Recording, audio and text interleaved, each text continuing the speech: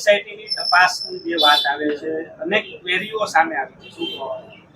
બહુ તમને એક દાખલા રૂપે બે વસ્તુ કહું કે જ્યારે બનાવ બન્યો એના 3 દિવસ સુધી પોલીસ ડિપાર્ટમેન્ટ, એસઆઈટી બધા એવું કહેતા હતા કે ત્યાં 2500 લીટર ડીઝલ છે, ત્યાં 1500 લીટર પેટ્રોલ હતું. અને આપણે બધાને ખબર છે કે અહીંયા જે કારો ચાલતી હોય એ પેટ્રોલ ડીઝલથી કારો ચાલતી હોય. આ જથ્થો ત્યાં હતો એવી ચર્ચાઓ થઈ. પણ હવે જ્યારે અમે પ્રશ્નો કર્યા કે આ જથ્થો ક્યાંથી આવ્યો, કયા અધિકારીના હતો કે કોઈ પોલિટિકલ માણસના પેટ્રોલ પંપેથી આવતો હતો, આનું પુરવઠા લાયસન્સ હતું કે નહીં, ત્યારે એકાએક શનિવારના રોજ ડિપાર્ટમેન્ટ દ્વારા એમ કહેવામાં આવે કે 1500 લીટર ત્યાં કેમિકલ હતું.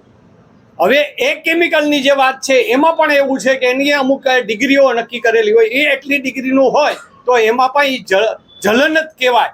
પણ આખું પેટ્રોલ ડીઝલને કેમ ડાયવર્ટ કરવું અને એમાંથી કોને બચાવવા એનો એસઆઈટી કરી રહ્યું છે. બીજી વાત આવે કે આપણે ત્યાં જે બિયરનો જથ્થો પકડવાનો, આપણા મીડિયા દ્વારા પણ એને તમે બધાએ મિત્રોએ દેખાડેલો છે કે અહીંયા બિયરનો જથ્થો હતો.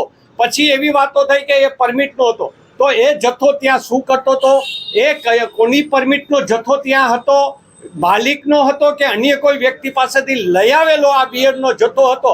અને એ જે મારી પાસે સાંભળવામાં આવ્યું છે, જ્યાં એની અંદર ક્યાંક ને ક્યાંક એવી પણ માહિતી આવી છે કે એ ગેમ ઝોનની અંદર જે યુવાનો ગેમ રમવા આવતા એને પણ ક્યાંક ને ક્યાંક બિયરની સપ્લાય પૂરી કરવામાં આવતી હતી, એવી પણ વાત છે.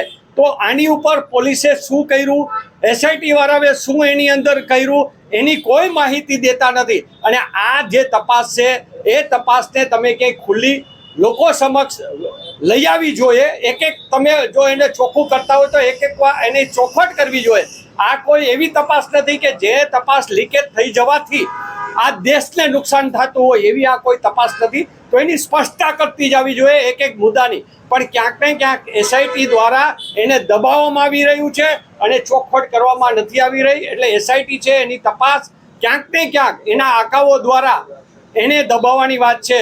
સીએમ પોતે આજે એવું કબૂલ કર્યું હોય કે હા અમારી ક્યાંક ભૂલ થઈ છે, તો આ એસઆઈટીની અમારી જે માંગણી છે, એસઆઈટીના અધિકારીઓ હટાવી નોન કરપ્ટેડ અધિકારી આવે તો જ આની સાચી તપાસ બહાર આવશે.